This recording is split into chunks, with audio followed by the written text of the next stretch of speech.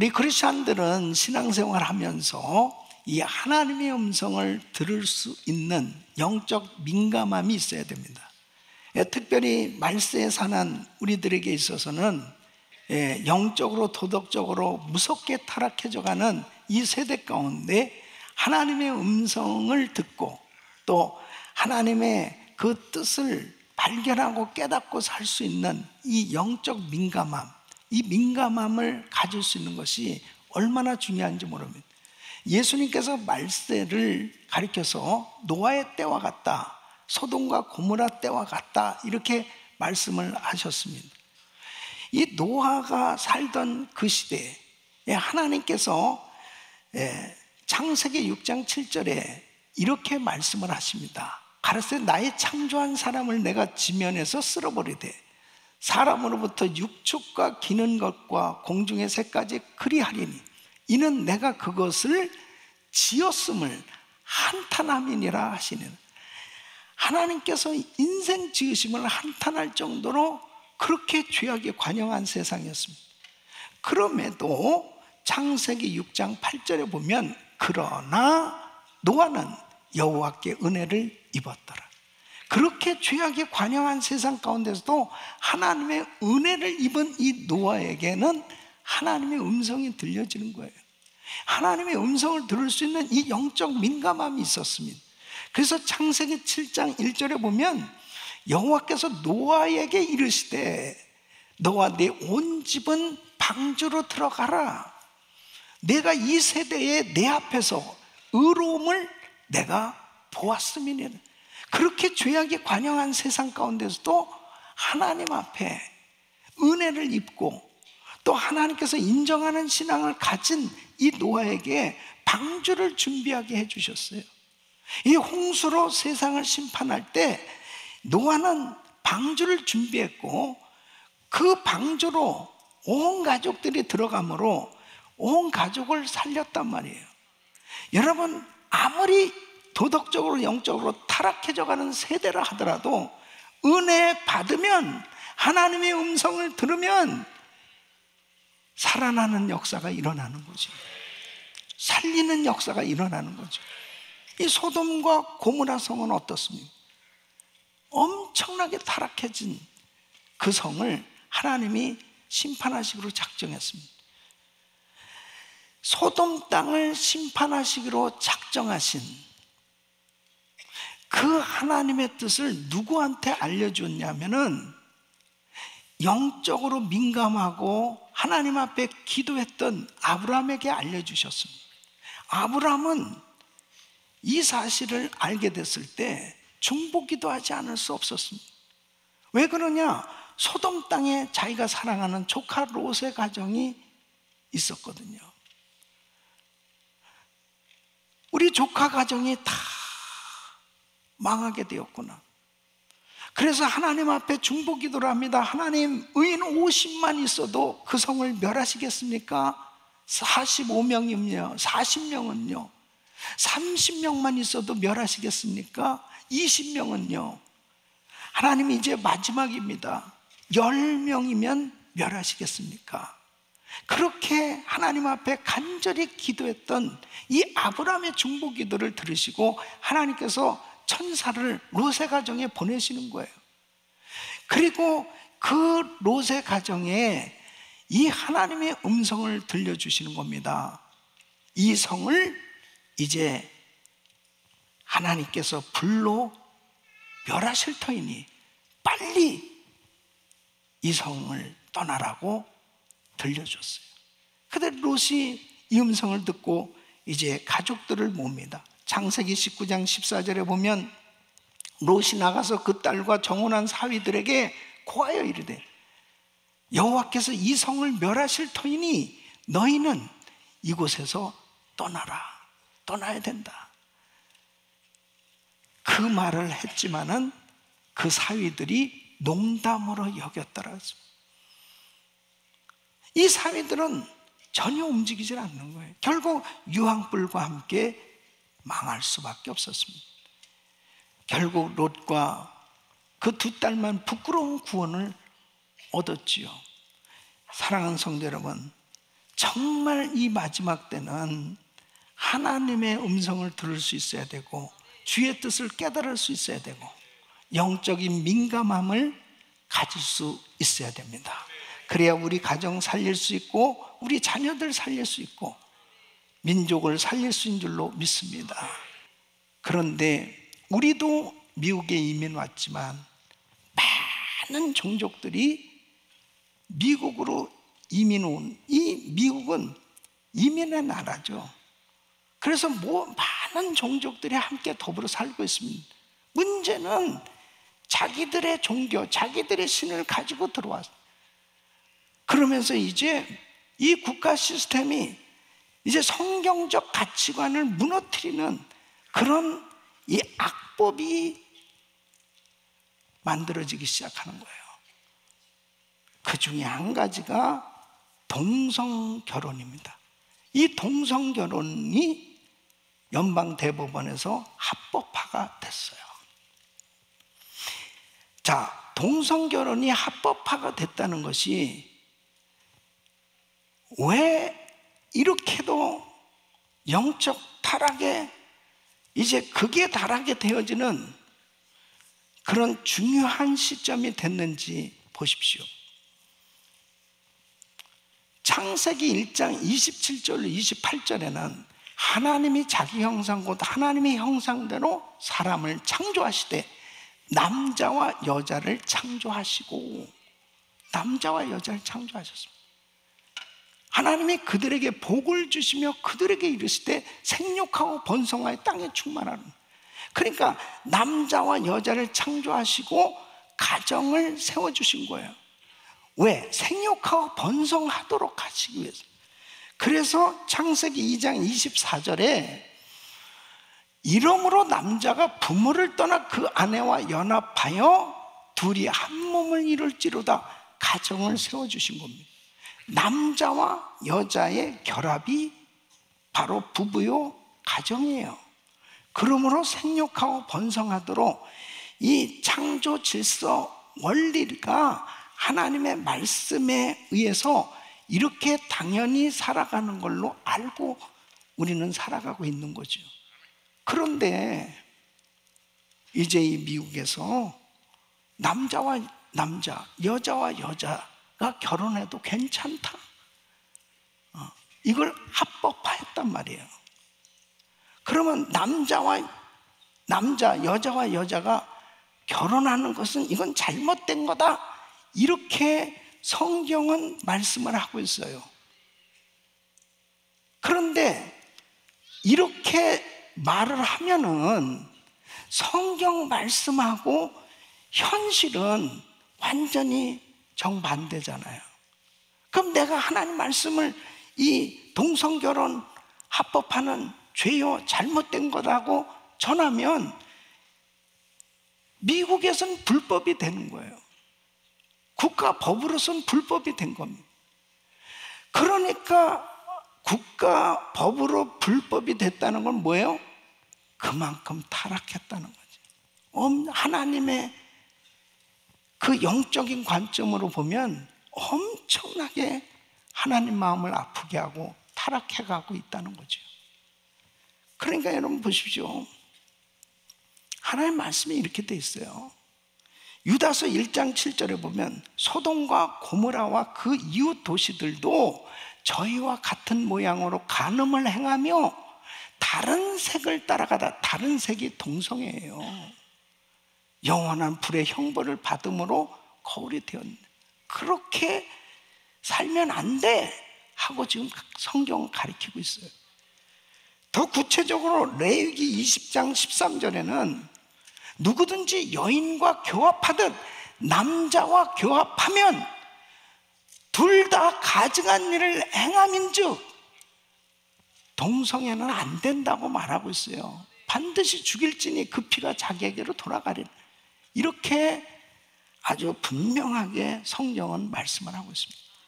로마서 1장 27절에는 이와 같이 남자들도 순리대로 여인 쓰기를 버리고 서로 향하여 음욕이 부릴 듯하며 남자가 남자로 더불어 부끄러운 일을 행하여 동성애죠. 저희의 그릇 때문에 상당한 보응을 그 자신에 받았느니. 하나님이 가장 싫어하고 가장 가증한 일로 보시는 게 동성애예요. 동성결혼이에요. 예? 그런데 합법화가 됐단 말이에요. 동성결혼 합법화가 됐다. 자, 그 이후에 어떻게 됐느냐 보십시오. 공립학교에서 이제 어린아이들한테 성교육을 시킵니다. 이거는 학교에서 지침이 내려가는 거예요. 이렇게 가르쳐라. 거기에서 동성애들이 어떻게 섹스를 하는 것인지, 그리고 남자와 남자, 여자와 여자가 좋아하고 그렇게 지내는 것은 그거는 그냥 당연한 것이다, 괜찮은 것이다고 이렇게 가르치기 시작하는 거예요.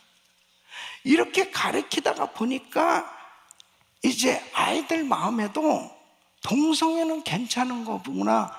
그리고 선생님 가운데도 동성애자들이 많거든. 교수님 가운데도 동성애자들이, 이 석학들 가운데도 동성애자들이 막 커밍아웃 하는 거예요. 그러니까 괜찮나 보다라는 이런 인식을 갖게 만들죠. 그러면서 이제 성은 하나님이 남자와 여자로 이렇게 태어날 때부터 정해주신 것인데, 나도 남자가 될 수 있어, 여자가 될 수 있어, 이것을 인간이 결정도 할 수 있다, 이렇게 가르치기 시작합니다. AB 665 법안이 바로 이 법안이 통과가 됐는데, 만 12세 이상 미성년자가 충분히 성숙하다고 판단하여 학부모의 동의 없이도 정신건강치료를 받거나 주거용 보호시설로 들어갈 수 있도록 허용하는 법안이에요. 그러니까 우리 집에서 아이들이 조금만 엄마하고 싸울 수 있잖아요. 얼마든지 아빠가 야단도 칠 수 있고, 그러면 이 아이들이 그냥 가서 나는 이런 부분에 대해서 집에서 스트레스를 받고 이런 식으로, 그러면 그냥 애 뺏기는 거예요. 근데 문제는 뭐냐면 그 정신건강 전문가라고 하는 사람들이 이렇게 동성애에 대해서 자유하게 이야기를 하니까, 심지어는 성전환 수술을 받는 것도 부모의 동의 없이 그냥 받도록 하니, 이게 기가 막힌 일 아니겠습니까? 이런 악법들이 계속 지금 발효되고 있다고 한번 생각해 보십시오. 여러분, 그래서 정말 어려서부터 아이들이 성경을 제대로 배우고 은혜를 받을 수 있도록 이 크리스천 스쿨이 중요하고 교육부가 중요하고 성경 교육이 그렇게 중요한 겁니다. 하나님께서 지금 이런 미국의 영적 현실을 얼마나 안타까워하시겠습니까? 우리는 사명을 깨달아야 됩니다. 에스더도 그가 얻은 주의가 이때를 위함인 줄 알았어요. 그래서 에스더서 4장 14절에 보면, 이때에 내가 만일 잠잠하여 말이 없으면 유다인은 다른 데로 말미암아 노임과 구원을 얻으려니와 너와 네 아비 집은 멸망하리라. 내가 왕후의 위를 얻은 것이 이때를 위함이 아닌지 누가 아느냐? 에스더, 네가 왕비가 된 것은 나라가 지금 이렇게 절대절명의 위기 가운데, 우리 민족이 다 몰살당할 수밖에 없는 이런 위기 가운데 네가 잠잠하면 되겠느냐? 이때를 위해서 네가 왕후의 위가 있는 거 아니냐? 이렇게 모르드게는 안타깝게 에스더에게 이 현실을, 이 지금의 현 상황을 분별하도록 편지를 보낸 거죠. 에스더도 사명을 발견합니다. 하나님께서 이때를 위해서 나를 이렇게 왕후의 자리에 세워주셨다는 걸 알게 되는 거죠. 사랑하는 성도 여러분, 왜 우리가 미국에서 이렇게 정말 하나님께서 특별히 우리 한인교회, 아니 우리 은혜교회에 하나님 왜 이렇게 은혜를 많이 부어주시는 것입니까?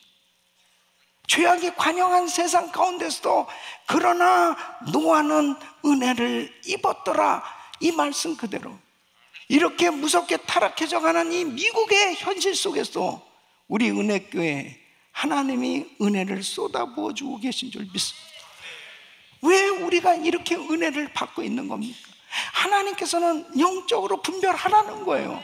잠잠하지 말고 외치라는 거예요. 잘못된 것을 분명히 잘못됐다고 외치라는 거죠. 깨우라는 거죠. 여러분, 이런 법안이나 있는 거 여러분 아셨습니까?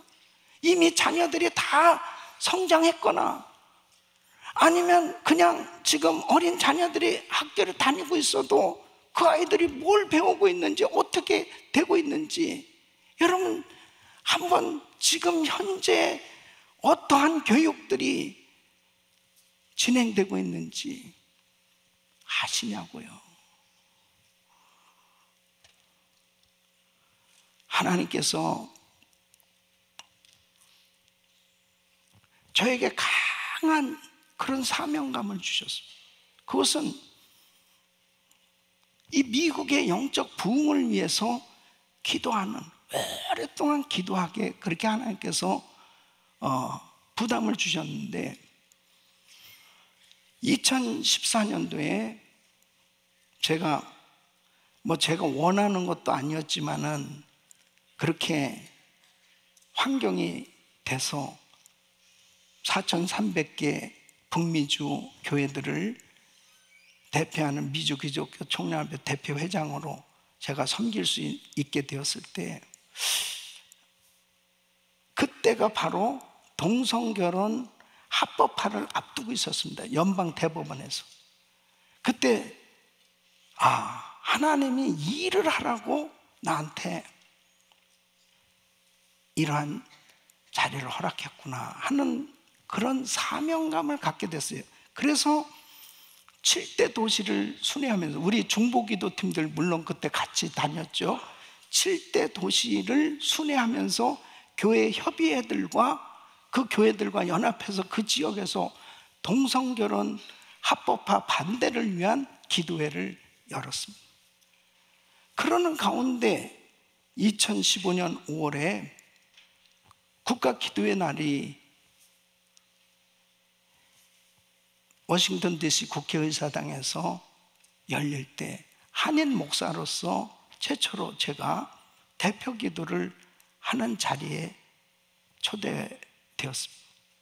그때 가장 심각한 그런 또 기도가 뭐였냐면은 다음 달이 연방 대법원에서 동성결혼 합법화 판결을 앞두고 있었습니다.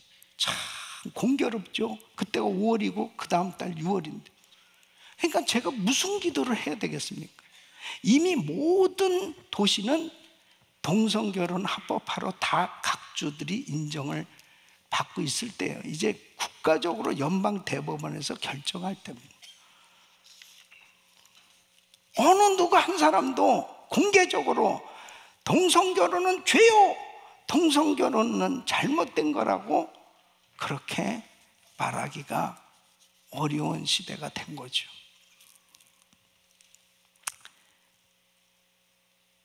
저는 그때 어쩌면 내가 이렇게 미국에 와서 목사가 돼서 목회를 하고 또 이 자리에 세워지게 된 것은 어쩌면 이 진리를 선포하라고 하나님이 이 자리에 세우셨다면, 내가 이 일을 하고 그냥 내 목회 수명이 끝난다 하더라도 이것이 나의 사명이라면 이 진리를 선포하는 것이 바로 내가 해야 될 일이라고 하는 것을 두려운 마음을 가지고 결단하게 되었습니다. 에스더는 결단을 합니다. 16절에 보면 당신은 가서 수산에 있는 유다인을 다 모으고 나를 위하여 금식하되 밤낮 3일을 먹지도 말고 마시지도 마소서. 나도 나의 시녀로 더불어 이렇게 금식한 후에 규례를 어기고 규례를 어기고 왕에게 나아가리니 죽으면 죽으리다. 지금 에스더는 지금 민족이 몰살당하는 그런 위기에 있다는 사실을 알았어요. 깨달았어요. 그래서 이제 금식하고 기도하기 시작합니다. 금식하고 기도하는 것으로 끝난 것이 아니에요. 기도만 한 것이 아니고 이제 행동으로 옮기게 된 거죠. 죽으면 죽으리다. 왕비가 왕 앞에 나가는데 뭘 죽으면 죽으냐. 그런데 에스더 4장 11절 보면 법이 그렇게 돼 있어요. 법이 왕이 부르지도 않는데 그냥 함부로 나갈 수가 없어요.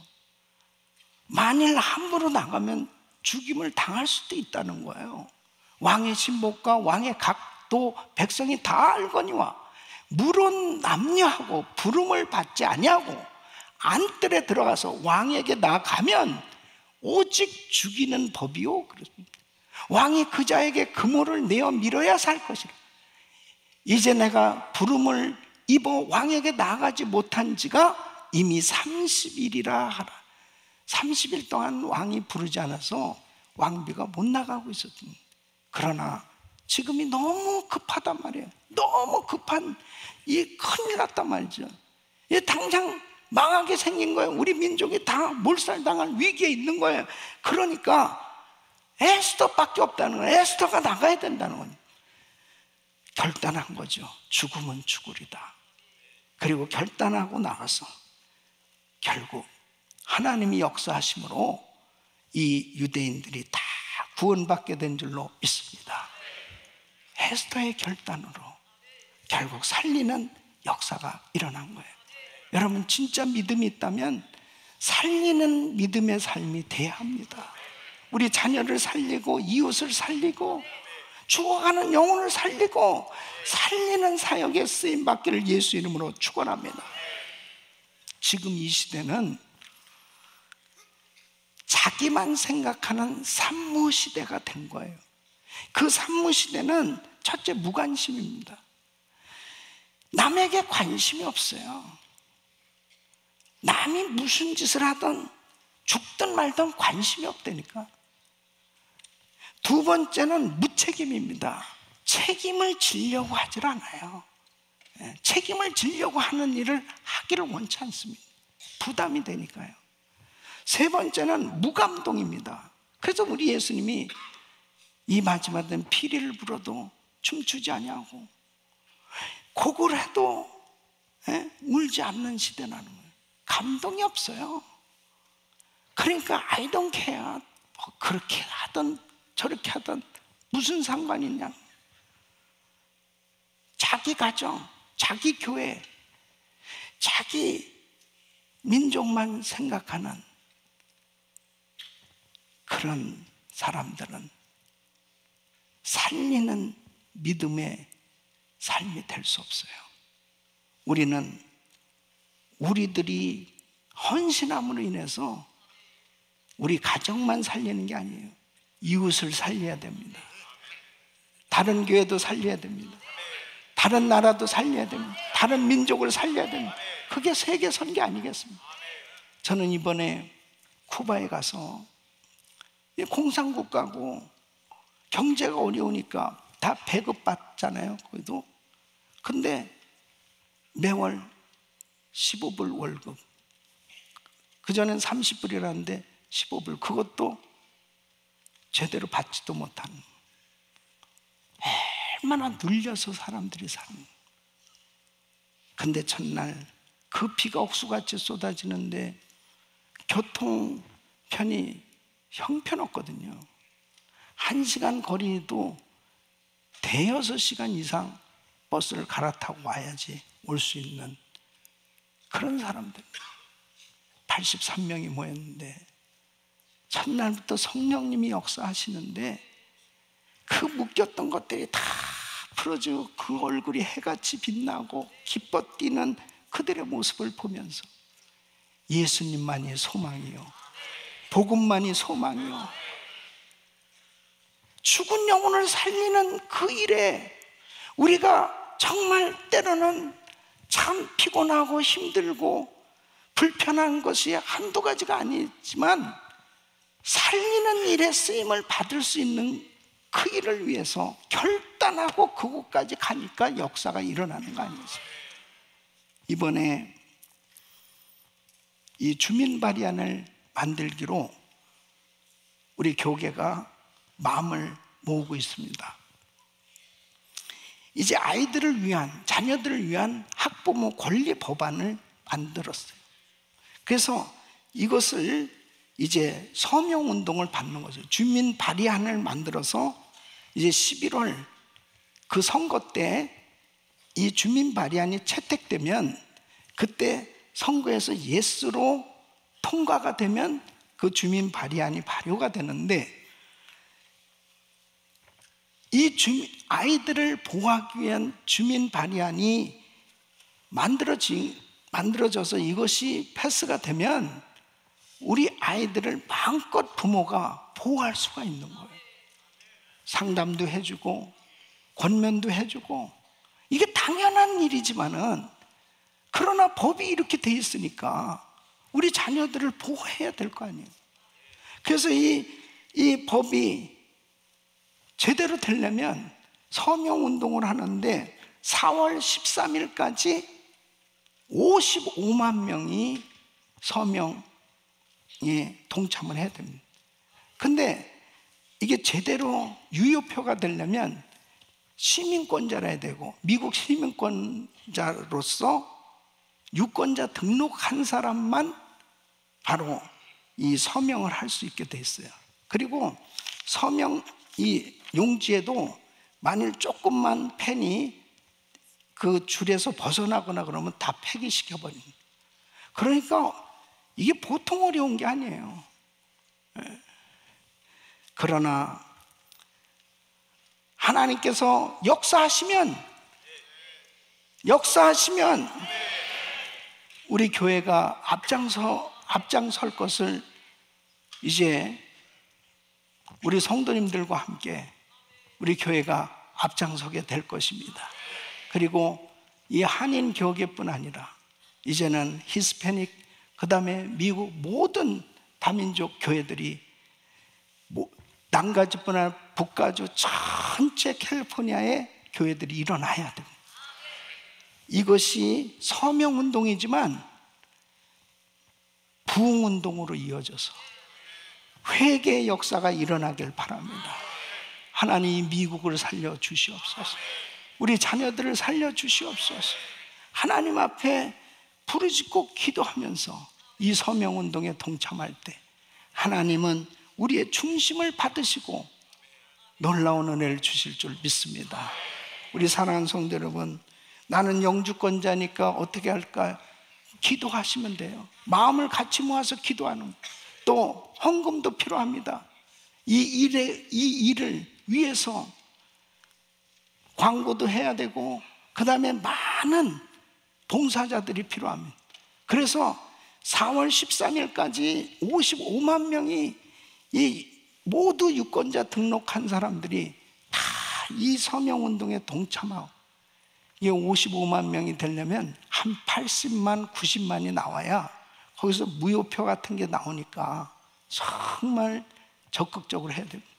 우리 사랑하는 성도 여러분, 누군가가 나에게 복음을 전해줬기 때문에 내가 정말 그 복음을 받고 구원받은 것처럼 우리도 남을 살리기 위해서 복음을 전하고, 잘못된 이 법안, 이 악법들을 폐지시키기 위해서는 선한 법을 자꾸 세워서 하나님의 말씀을 전함으로 하나님의 역사가 일어나게 될 줄로 믿습니다. 사랑하는 성도 여러분, 하나님이 하시면 되는 겁니다. 우리는 선한 영향력을 발휘해야 될 때가 됐습니다. 이렇게 어둠이 짙은 죄악에 처해 있는 이 세상을 향해서 빛과 소금의 역할을 감당할 수 있는 우리 교회가 될 수 있기를, 우리 성도님들이 될 수 있기를 예수 이름으로 축원합니다.